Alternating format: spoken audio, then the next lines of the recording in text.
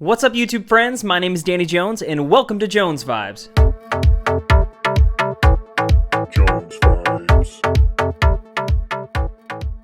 First and foremost, thank you so much for clicking on this video, and if you enjoy it, please go ahead and click that strange button, like button, then go ahead and hit subscribe as well as hit that notification bell. That'll keep you up to date when I make more content. And today I am very excited to talk about Doctor Strange in the Multiverse of Madness. But I do want to warn you that if you're here from the multiverse and you haven't seen this movie but you clicked on this video, there may be some spoilers ahead. Can't say I didn't tell you. But if you have seen the movie, like me, let's get into the madness. So we have a new Doctor Strange movie, and I'm not gonna lie, I've been hyped for this since day one. Sam Raimi directing, Danny Elfman composing. I mean, that duo is undefeated in my book. And yes, even Spider-Man 3. But Sam Raimi is the director of the original Spider-Man trilogy, as well as a few different cult classics, such as The Evil Dead and Darkman. He has such a distinct visual style, and I'm just so happy that Kevin Feige gave him the green light and the freedom. And he brought along Danny Elfman, who is basically just my hero. And not just because he's named Danny, but that is tight. It's just because he's so talented. Ever heard of a little movie called Nightmare Before Christmas?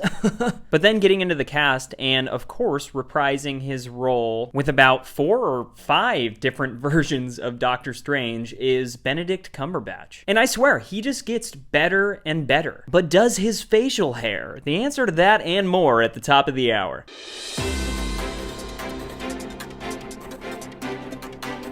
But also we have a little Eggs Benedict going on because there is another Benedict in this movie. We have Benedict Wong, and you can't go wrong with Wong. He's so great, and even though he's been in a lot of these movies, it's awesome to see him take on a bit of a larger role in this. And then one of the drivers of the entire plot comes in the form of a newcomer. It's America Chavez, played by Xochitl Gomez. And I was curious about this character. You know, they've been throwing a lot of new stuff at us recently, and so I was a little nervous that her character would kind of get lost in the mix of all this, but she doesn't, and her character was a ton of fun. And as a young actress, she really held her own with all these big names. And speaking of big names, returning as Christine Palmer is one of my favorites, Rachel McAdams. And I thought I had something else to say about her. Maybe I wrote it in my notebook.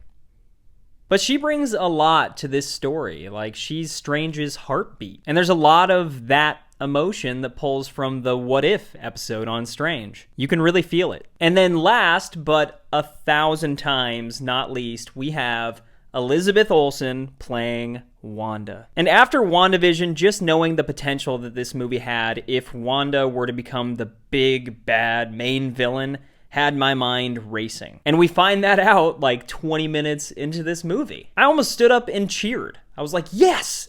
And she was a witch. The Scarlet Witch. Like, they did it. She is now, to me, the most badass villain in the MCU. It was scary.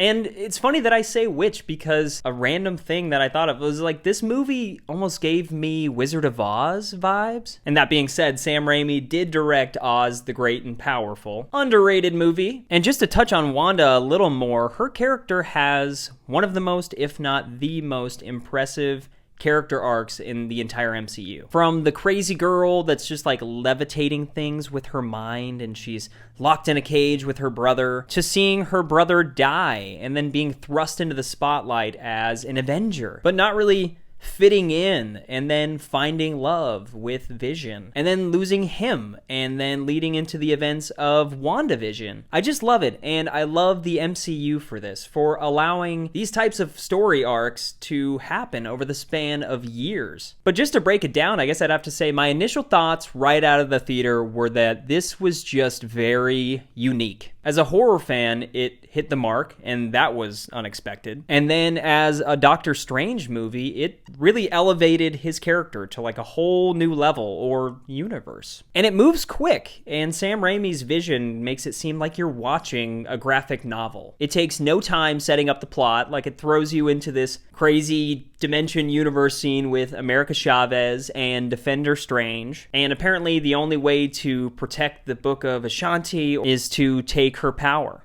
and kill her. she can't control it. We also find out that's how she was separated from her mom's when she was younger. And so after her and our Strange end up kind of colliding and meeting up, he finds out that Wanda has been the one behind it all, and she's been the one tracking America Chavez. And so that pretty much sets us up. And it makes sense. Like, Wanda wants to get her kids back, and America's powers are to, like, travel through the multiverse. So Wanda's trying to take her powers to do that. And she's willing to do whatever to whoever to get her way. I mean, she rolls into that battle at the Cumberbatch with, like, red smoke billowing. And I was like, whoa. And then when she breaks the fourth wall and she, like, looks at the camera, it was insane. Like, we're used to that with WandaVision. And so I love how it felt familiar, but also terrifying. And the little chilling piano moments and the jump scares throughout this film, it honestly kind of threw me off because I did not expect it to go nearly as, like, horror as it did. Is Wanda my new favorite slasher? But jumping ahead and getting to the Earth 838 stuff, Steven and America dive through all of these crazy universes, and there's like a dinosaur one at some point, and then a cartoon one, and visually it was just nuts. And then when they land in this other Earth, I just loved all like the little subtle differences between our Earth and theirs. But Wanda's like on their tail, and she tracks them down, and she's now dream walking, and she's walked into this world's Wanda where she can like talk to and see Billy and Tommy. And the dream walking thing is crazy. Basically, in this universe, like, when you dream, you're seeing another version of yourself, like in a different universe. And I've always kind of thought that was the case. But yeah, she takes control of this Wanda, and this Wanda is not the Scarlet Witch. She's like more normal, kind of just like lower power Wanda. But when Steven and America get captured, that's when we get introduced to the Illuminati. And this is crazy.